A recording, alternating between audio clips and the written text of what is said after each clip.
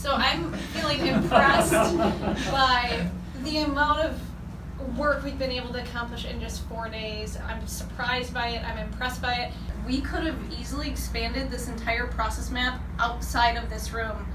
This is what we were able to accomplish in the time, and it's a lot, but we will work together, additional information. But I think what's clear, what we do know, is that the level of information, it's varying, it's complex with 186 suppliers, 12,000 parts.